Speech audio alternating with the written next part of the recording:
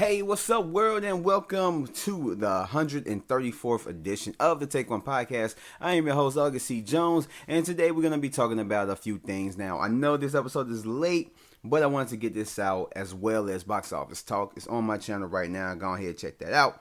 But on today's episode, we're going to be talking about the MCU and the new dates that have been put up on us. We don't know what they are, but we're going to discuss them.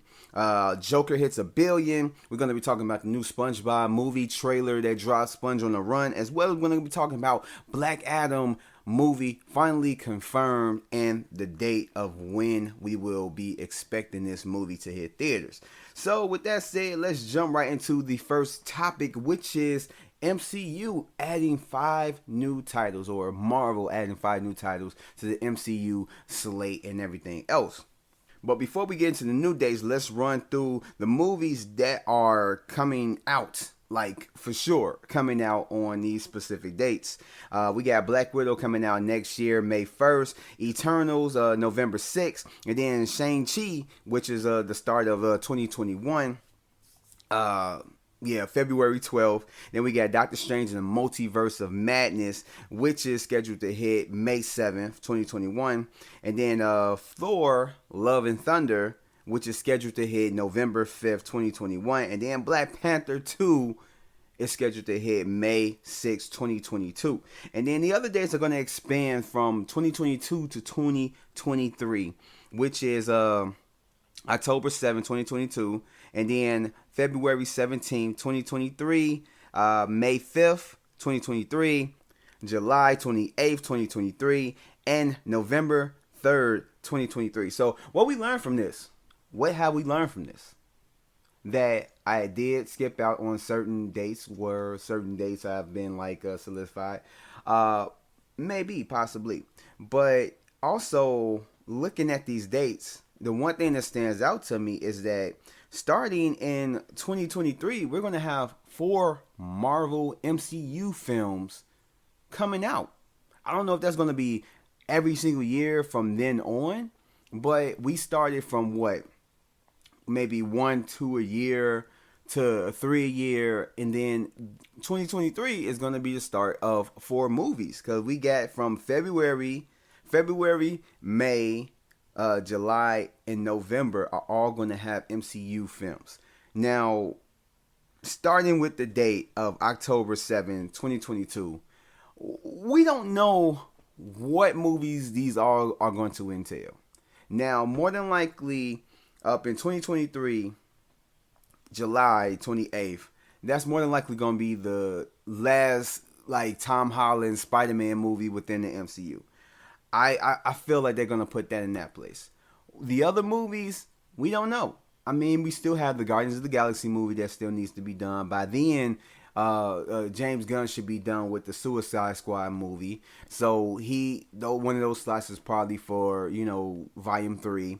And then on top of that, we have other movies that may have not been announced. I mean, we do got Blade, which we know that Moon Knight is more than likely going to appear in a Blade movie or whatever, or some whatever. But in any case, we got Blade up there, and they could probably introduce maybe X-Men and Fantastic Four. Now, I know Kevin Feige has came out and he said that they have a 5-year plan after Spider-Man Far From Home, and that doesn't include X-Men or Fantastic Four. But that doesn't mean that they might want to shift around some things, because if you remember when Spider-Man first got introduced into the MCU, that they moved around some titles.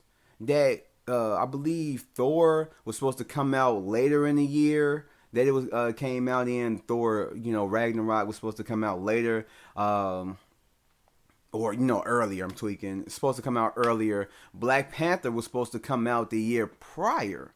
So they moved around certain titles to make way for Spider-Man Homecoming and all that stuff. And then, of course, they took out the Inhumans. They took them out completely. That was a whole nother different story. But it's not out the way. It's not out the way of possibility that they may end up shifting around their plans. Now, will they put out the plans and then shift them around? Or they may change around things behind the scenes and we won't even know. they could just put it out and be like, this is our slate. And it probably may end up being like, this was like the fifth change that we did before we announced it to the public. Because one thing that I'm seeing that they're doing, because if you think back, years back, they give us slate for 5 years in advance. Like, we knew Infinity War was coming. Matter of fact, we knew that Infinity War and Endgame, of course, we didn't know the name of Endgame around that time, but we knew that Endgame and Infinity War was coming 3-4 years prior to those movies even coming out. So when it comes down to it, I think they're trying to play it safe. That they're like keeping a lot away from us, but letting us know all of what they want us to know, which is not really truly that much, because they're giving us dates, but we don't know what movies fit in those slots. And it's a lot of movies that can go in those slots. Like I just named a few. I mean, of course, Deadpool. It's up in the air. They might end up putting them a part of the MCU, or they probably might just keep them separate. But Deadpool could be one of them titles if he is part of the MCU now. We got, like I said, X-Men may end up being like newly changed around and put into that movie. Or one of the movies or whatever. Fantastic Four. We also got Spider-Man. It got Ant-Man and the Wasp, which was just newly announced or whatever. Or Ant-Man 3. As well as you get Guardians 3, like I just said. So there is a lot of plethora of movies that we can basically debate of what may end up being, or guess is the better word, will be in those slots. Like I said before, Blade could be one of those films. We don't know. Or it could be a name, a character that we would have never thought of that they want to bring out into the MCU and everything else. So, I mean, this is kind of exciting. It shows that the MCU, they're starting to shape it up again, because after Endgame, I don't know, I kind of look at it as like they're starting from scratch. That they're starting from scratch. The first unknown title that they're bringing out really is the Eternals, because I myself, and I'm including myself into that fray, I'm one of those people that don't know a lot about the Eternals. Leading up to it, I'm more than likely going to hear a lot about it, like these characters, the main character, this character, the enemies, and all that stuff, because this is one of those titles where just a lot of people aren't up to like the know of it. And this is a great way of introducing these characters and more characters like them. So, I don't know. I'm looking at it as like they're starting over. The Black Widow movie, I don't really count, because it's like we already know who she is. And on top of that, it's a prequel. It's not going to, to our knowledge so far, it's not going to have anything to do with the main continuity or whatever. It's just showing like how she became to be, or whatever story they're going by, and it's not really going to have too much to do with the future films. So, in any case, this is kind of exciting. I want to know what films are going to go into these slots. Hey, I mean, we will find out. But I'm truly excited to see what's new upon the horizon. Sun that is phase 4, phase 5, and so on and so forth.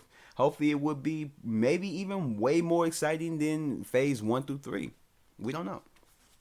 So with that said, let's jump into the other topic, which is Joker hits $1 billion. Now, it's like reviewers, journalists, everybody been like basically following it and just talking about how Joker just phenomenally, unexpectedly just took people by surprise, and started off with a $2 million budget and went on to conquer the box office, and basically gave long legs and saying that, like, I'm about to reach that billion. I'm about to reach that billion. I'm about to reach that billion. Hey, I reached that billion or whatever. And it has reached $1 billion. Domestically, as of when I wrote down these notes earlier this week, it did $322.3 million. Worldwide, $1.018 billion.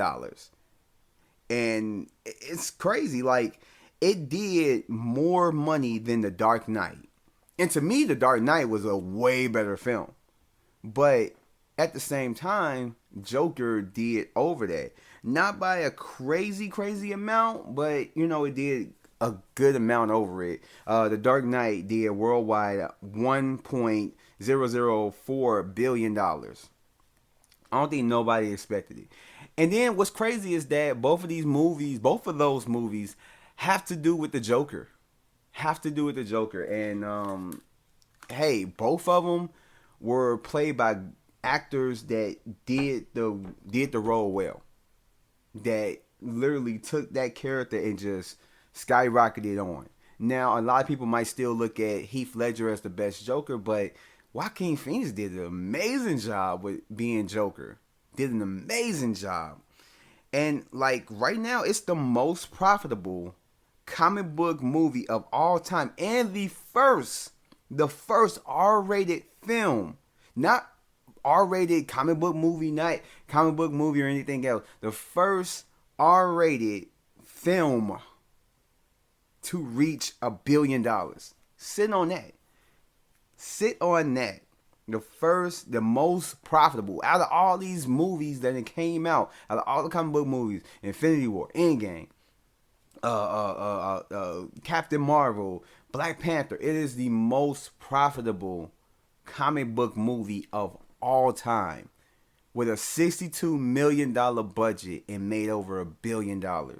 That's crazy. And the first R-rated film that reached $1 billion. That is nuts to even think about. And I'm glad that it did it, because it was a really good film. I really did enjoy it. And shit, if you haven't seen it yet, go ahead and check it out. It's still in theaters. It should still be in theaters, having good times, late times, and all that stuff. It's not one of those where it gets close to the end of its like theatrical run, where it's only playing early screenings, and the latest show will be like 4 p.m. in the afternoon or in the evening or whatever. But it's still playing in good time, so you can go to a 9 o'clock show and all that stuff. Go check it out. Give it some more money. But yeah, I mean, it's very surprising. Very surprising. But with that, let's go ahead and jump right into the trailer review of the SpongeBob movie, Sponge on the Run. Now, let me just put it out there. SpongeBob is not for me. Never did like the cartoon or anything else. If I watch it, it's because my son is watching it. It's not like I'm just cutting it on because it's like, oh, it's on TV. Let me watch it. Like, no. So watching this trailer did really nothing for me. It does look interesting. Don't get me wrong. It does look interesting. I will be willing to go see it. It's like it's made for my son. My son loves SpongeBob. He loves SpongeBob. So this definitely seemed like his type of movie. When it comes down to it, I know I say that a lot. I need to get that on the t-shirt. When it comes down to it, I just don't care too much for this movie or SpongeBob at all. I mean, I think they threw some like adult fan service in by throwing Keanu Reeves in there inside the tumbleweed and everything else. And I ain't even gonna lie, the trailer basically gave me a few chuckles, and they both had to do with Patrick. Both had to do with Patrick when he looked at when they was like gambling at God dang it, what were they at? Atlantic City, the lost city of Atlantic City, and he says he wanted to put something on L, and he said it's not L, that's an 11. He's like, 11 starts with L, or not 7 starts with L. And it got a little chuckle or beginnings of a chuckle out of me. And then the end of the movie, or the end of the trailer, where SpongeBob says something, whatever, and he said he like your it's like, I love your sense of irony. And he's Patrick is ironing, and he said, yeah, I love my sense of ironing too. He throws on the sweater and shirt that he was ironing at the time of him saying that. Got a little bit of a kind of like, laugh or whatever out of me, but I mean, this is just something I would take my son to go see. It's not something I'm gonna be like, yes, I want to go see it. It just, yeah, it's not for me.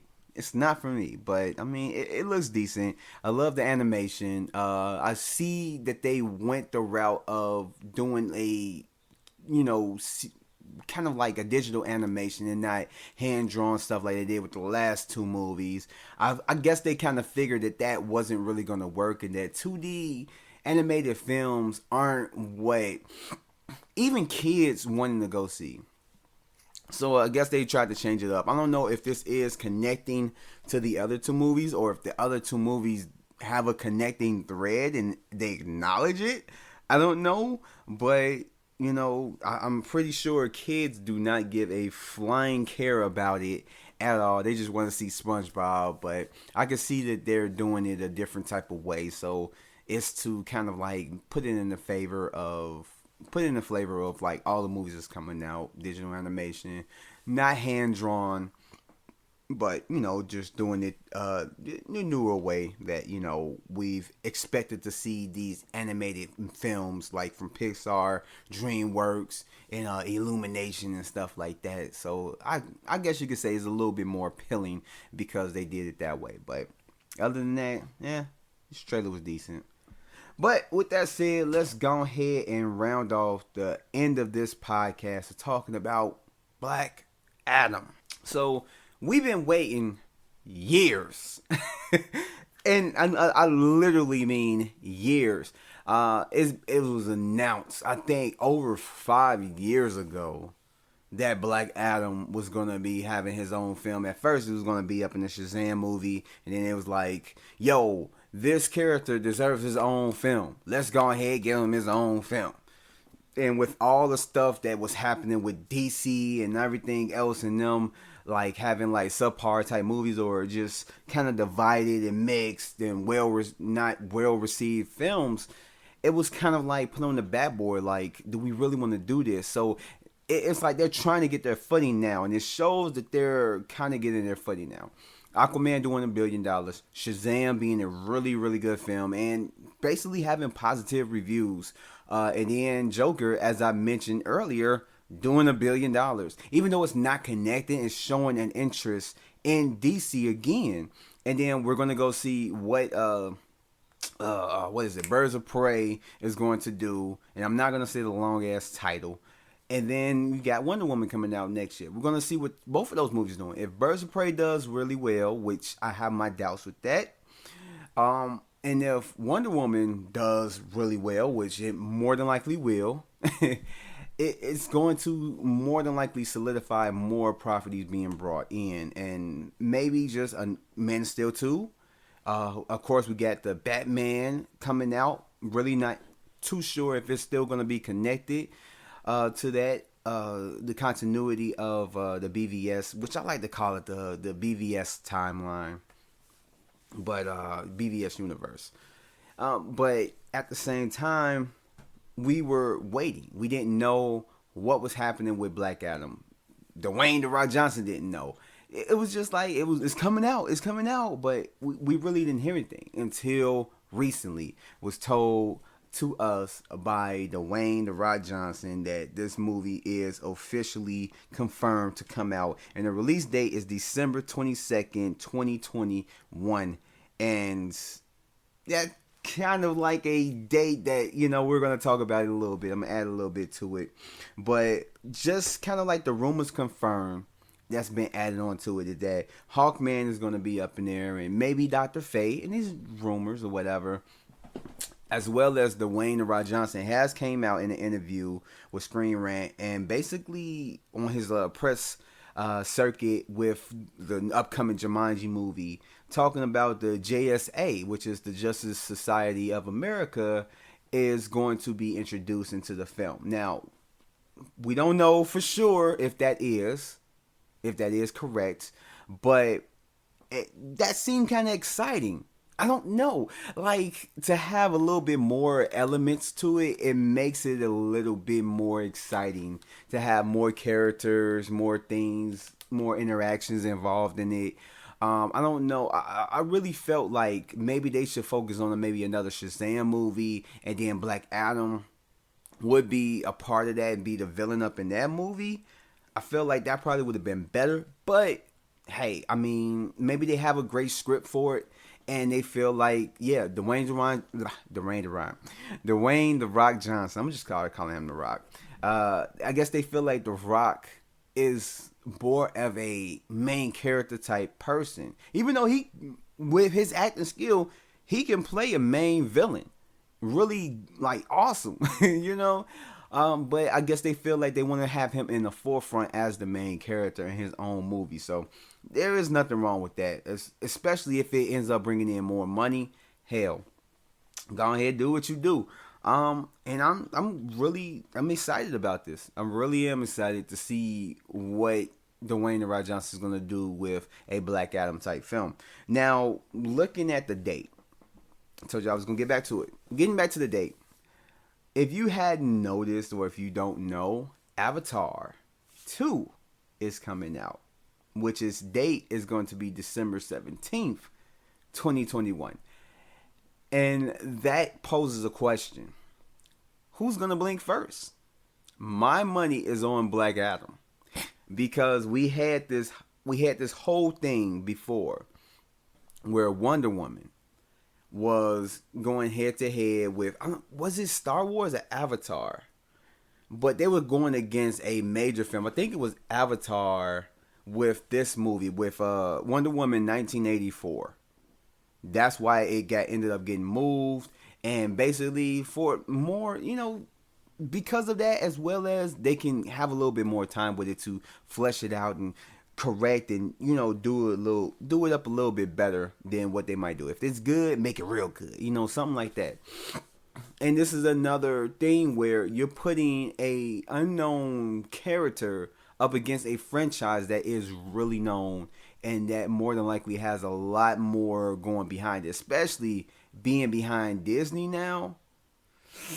Yeah, that was a date where y'all should have looked at it as like, okay, before we set a flag on a date, what's all coming out around this? And you got Avatar 2 coming out within the same week. I don't think that's gonna fly. I think that Black Adam is going to get knocked into 2022, or maybe they might push it up to earlier, maybe like about a month or two up in 2021. But more than likely, it's not gonna be Avatar that blinks, especially with them setting the Star Wars Avatar thing going every year. Nah, and Disney trying to basically make a play. They're basically like, yo, we're doing something big. We got Disney Plus streaming service. We got all these new shows, all these new movies coming out, blah blah blah, and all this stuff. Like, we're trying to do some stuff. We're not about to move, because man, who would move? If you own Avatar and you had a date December 17th and they put Black Adam December 22nd within like days of your movie coming out, and you know that Avatar 2 more than likely is going to make maybe $1 billion, has a better chance of making $1 billion than Black Adam, you ain't about to move. You about to be like, oh, hey, you go ahead, put your stuff there, but don't blame me if you if you lose money out, because you're basically putting yourself in a position, because or in a bad position, because the same audience that's going to go see Black Adam more than likely is the same audience that's going to go see Avatar, and vice versa. So it's like that would be a bad move for that date. I feel like they either should push it back or push it up and just go from there, because them coming out within days of Avatar 2 is not going to work. Not going to work at all. But despite that, I hope they move. I hope this movie is great. I hope it does good financially. I hope it does the Avatar. I hope it does the Aquaman thing, where it is received positively financially by audience and critics and everything else. Because I am really looking forward to this movie. Really am. And I hope that it is good. Can't wait to the first trailer of it. And hey, I mean, it is what it is. But with that said, that wraps up this episode of the Take One podcast. Like, thank you guys for joining me on this episode, this late episode. Sorry for that. I will have like everything on time at the beginning of the week, every week from now on, and bear with me. Just bear with me and everything else. And I will catch you guys on the next one. Peace out. Hey, before you guys leave, make sure you hit that like button as well as that subscribe button. And you see that little bell? Make sure you hit that to turn on your notifications. That way you'll be notified for anything that appears on my channel. Hope to see you guys next time. Peace out.